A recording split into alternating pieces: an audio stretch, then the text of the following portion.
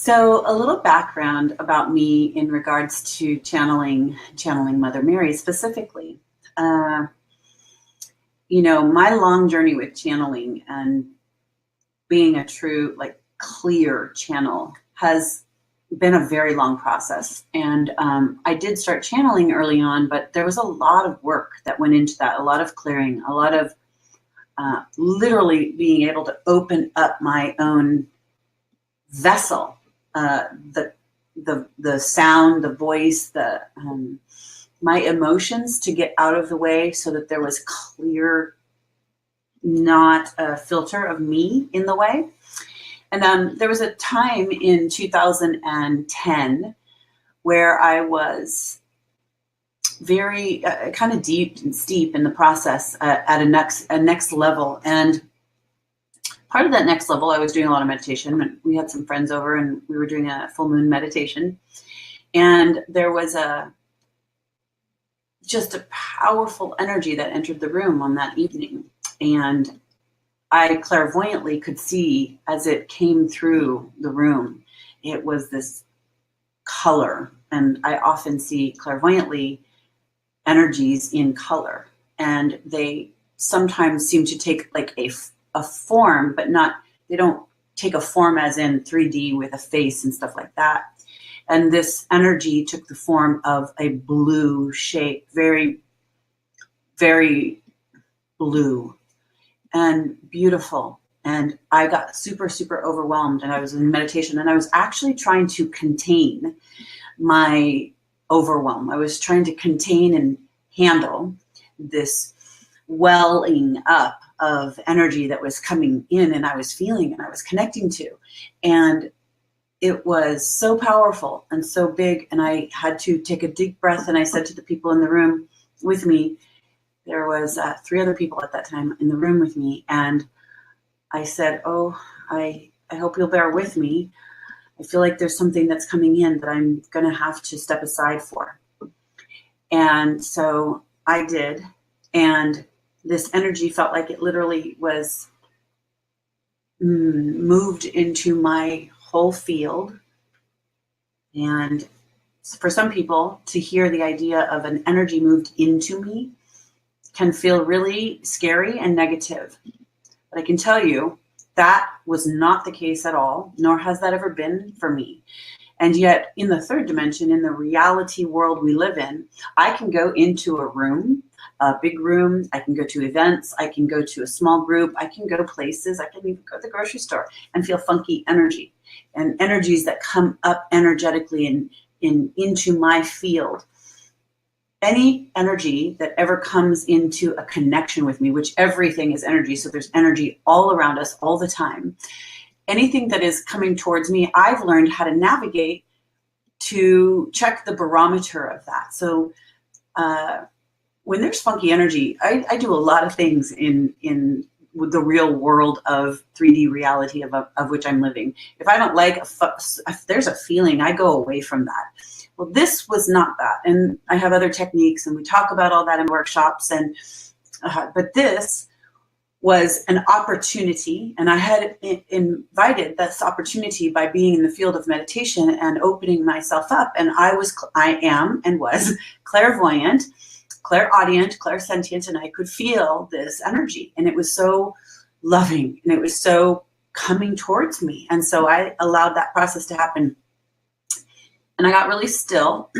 And it took a really long time. Everybody was really patient. I have learned to be very, very patient when that happens. It took a really long time, probably 3 to 4 minutes of silence, maybe longer, before what felt like this sound began to rise up out of me and out of my vocal cords.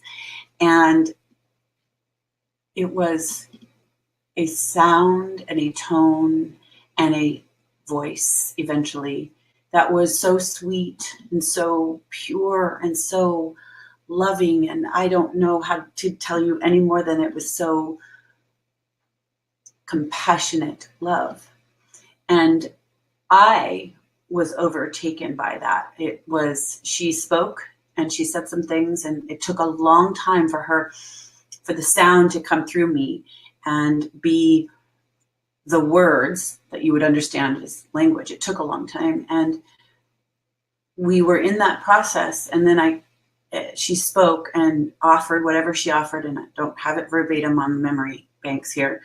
But when I came out, when it let go, when it was not, and I came back, I sobbed and sobbed and sobbed and sobbed. And I was really overtaken for many days about the feeling that came and washed through me, which was total and complete love, total and complete compassion, a kind of compassion that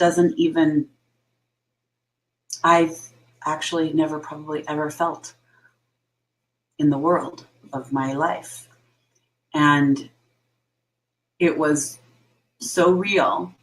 And I had to navigate that for quite a long time.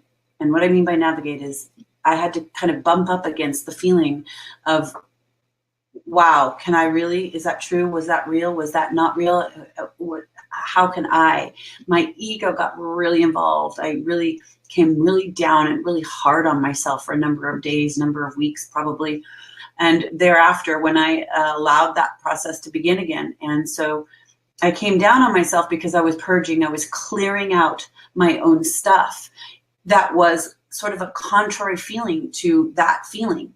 And I had to get okay with myself believing that I could channel Mother Mary. I mean, literally everything came up about that. I was like, oh my God, what are all the Christians, Catholics, what is everybody going to say? And so I had to get over that. And it was quite a road. It wasn't just a minute. It wasn't a week or two. It was a couple-year process. And even still, it has not been that I have been a big self-promoter of I channel Mother Mary, and I know a lot of people do. And there's no right way or wrong way with that, in my opinion.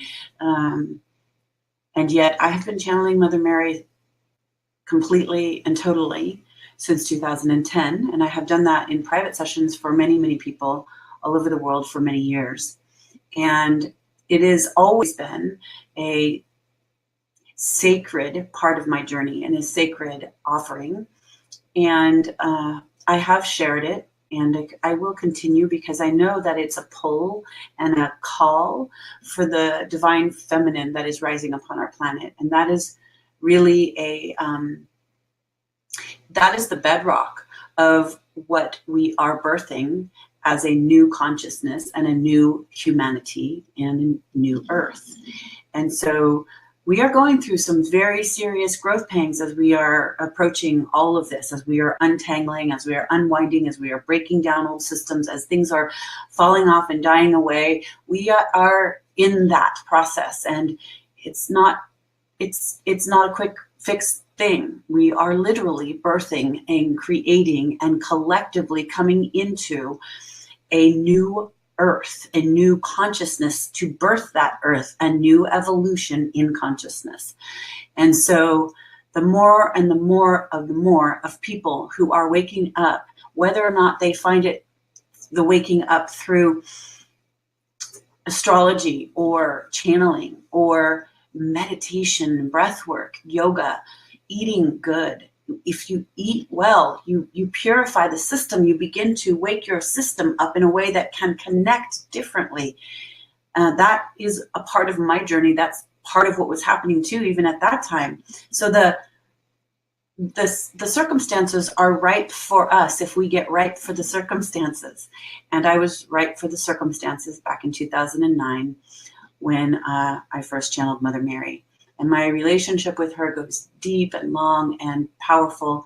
And she is in a collective consciousness way, a part of the divine force of the feminine that is all of her faces. She is not limited. The divine feminine, though many people, there is Mother Mary, Mary Magdalene, Isis, the Sophia, there is all of the faces of the goddess, Kali, there is Durga. I could go on, and some of these and there's many more I'm not mentioning, but all of these embodiments and the women and the divine force of the feminine and the goddess archetypes, etc., of those beings who are energetically a part of all of us, they are not limited to the idea that Mother Mary is the one. So I like to acknowledge that, because though I have a great love and a great affinity, it's I heard someone say, well, Mother Mary is my guru, and I understand that, but it does not ever have to be limited to that, and it doesn't have to be super, super religious, because it's just not like that for me. So she becomes the embodiment of the most compassionate mother, very much like Kuan Yin. There's all these ways we get to hang on, hold on, learn from, grow from, and be connected to these beings and this kind of consciousness.